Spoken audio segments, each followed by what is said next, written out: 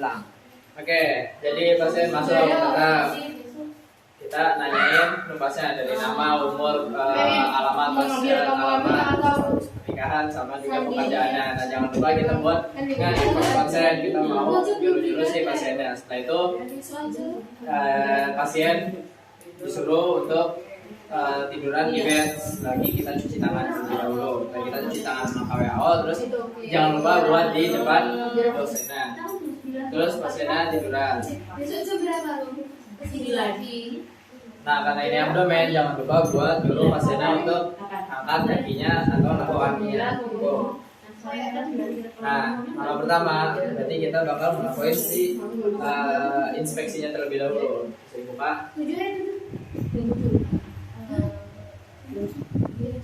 Nah, ini apa aja yang kita inspeksi? Yang kita inspeksi ini pertama dari kesimetrisannya dulu antara perut kanan dan juga perut kiri. Apakah dari dinding abdomennya dia tadi simetris apa enggak? Terus apa dari warna kulitnya juga? Dari warna kulitnya di sini apakah ada stria atau garis-garis atau ada garis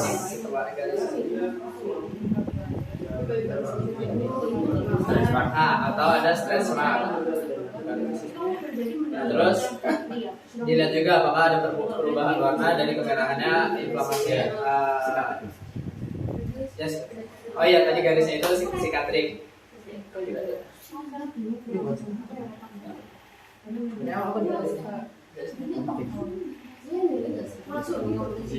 Nah, setelah inspeksi selesai, berarti setelah itu kita masuk ke APP.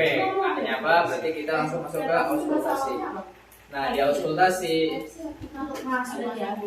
pakai, jangan lupa untuk memastikan stetoskopnya dalam keadaan menyala.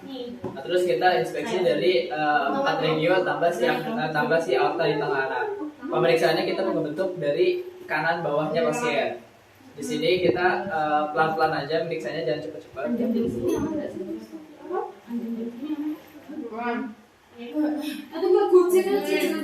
Membentuk huruf M.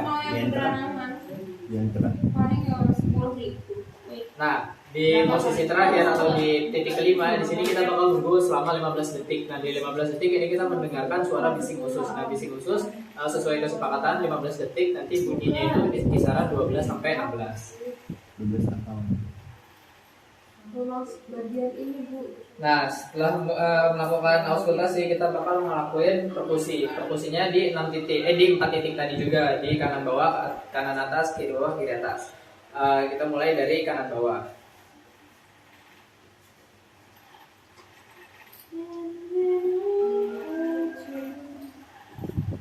Jangan lupa untuk menyebutkan suaranya, yaitu timpani.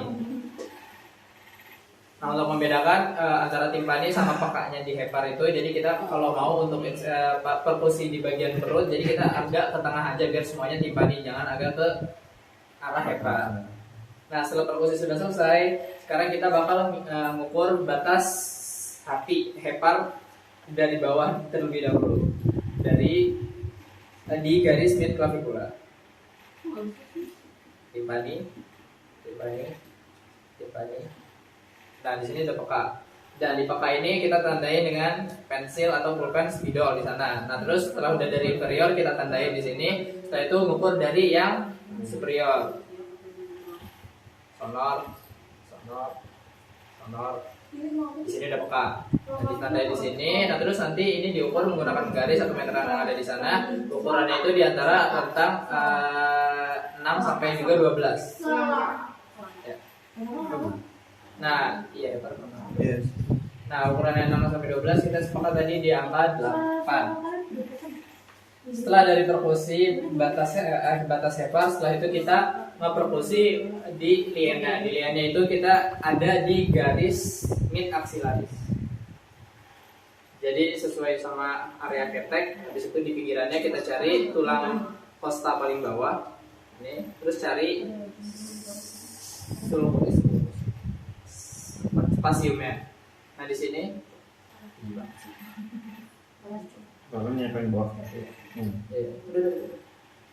nah, di sini kita perkusi juga. Nah, di sini pasti suaranya timpani. Kalau misalkan suaranya peka, berarti di sini ada kelainan liannya membesar. Setelah itu kita melakukan palpasi superficial secara menyeluruh. Jadi ini pencet-pencet aja. Ditanyain apakah nyeri atau enggak kepada pasiennya. Jadi enggak Pak? Enggak. Berarti bisa lanjut ke pemeriksaan selanjutnya, yaitu palpasi hepar. Nah di palpasi hepar kita menggunakan dua tangan.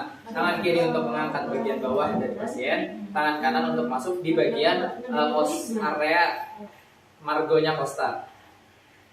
Dengan cara mengeskop tangan telunjuknya itu agak masuk ke dalam kostanya. Nah terus pasien disuruh untuk tarik nafas Pak. Dibuang. Buang. Nah saat dibuang kita akan memasukkan tangan kita seperti ngeskop gini. Nah untuk interpretasinya kalau misalkan kita merasakan konsistensi yang kenyal berarti itu normal. Sedangkan kalau misalkan ada sesuatu yang padat di situ berarti ada pembesaran dari si heparnya. Nah setelah dari palpasi hepar, setelah itu kita ke lien. Di lien untuk pegangannya sama, kiri untuk mengangkat, sedangkan kanannya untuk mendorong arah lien. Nah untuk posisinya sama seperti hepar, di arah bawah kosta tapi di area sebelah kiri. Nah pasien disuruh untuk tarik nafas Pak, buang. Saat buang dorong ke dalam. Nah berarti kalau misalkan tidak teraba apa-apa atau tidak ada konsentrasi apapun, itu berarti lien dalam keadaan normal atau tidak terjadinya atau lien.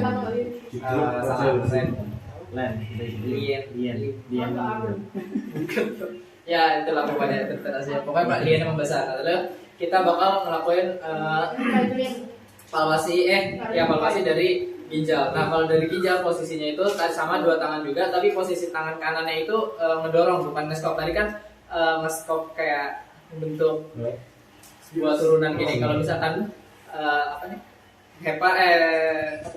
ginjal itu dia nusuk ke bawah gini. Nah untuk posisinya dia agak di bawah umbilikal tapi nggak terlalu bawah ya. Nah sama tangan kiri juga untuk mengangkat, tangan kanan untuk nusuk. Nah ini pasien juga disuruh untuk tarik nafas, buang. Nah karena tidak dirasakan suatu apapun, jadi interpretasinya ini normal. Sedangkan di ginjal sebelah kiri juga sama. Tarik nafas Pak, buang. Oke, kalau misalkan tadi ada dirasai suatu massa di situ berarti adanya gangguan pada ginjalnya. Setelah itu pemeriksaan dari vesika urinaria, berarti di area bawahnya umbilikal, atasnya pubis. Nah cara pemeriksaannya apa? Menggunakan dua tangan ke arah superior, jadi ke atas gini. Nah di sini tinggal ditekan saja, tidak perlu untuk menyuruh pasien untuk tarik nafas, ditekan. Nah untuk interpretasinya kalau misalkan pasien ngerasain ingin kebelit kencing berarti tandanya ada kelainan pada vesika urinarianya. Kalau misalkan gak ada berarti dia normal. Nah di sini ada pengecualian kalau misalkan di pasien ini dia kandung kemihnya penuh. Nah kandung kemihnya penuh, kalau misalkan kandung kemihnya penuh, ya dia disuruh untuk kencing terlebih dahulu. Nah terus untuk pemeriksaan aorta. Di pemeriksaan aorta ini posisi tangannya seperti di vesika urinaria, tapi caranya itu dia menyekop ke dalam ke arah gini. Nah terus pasien disuruh untuk tarik nafas, Pak, buang. Nah di sini bakal teraba adanya pulsasi dari aorta abdominal di sini. Maksudnya sumpah. Nah setelah semuanya selesai, pasien diminta untuk menutup bajunya, terus untuk duduk kembali ke mejanya. Kita disuruh untuk cuci tangan, nama WHO jangan lupa ditunjukin kepada dosennya. Di situ kita interpretasi ke pasiennya.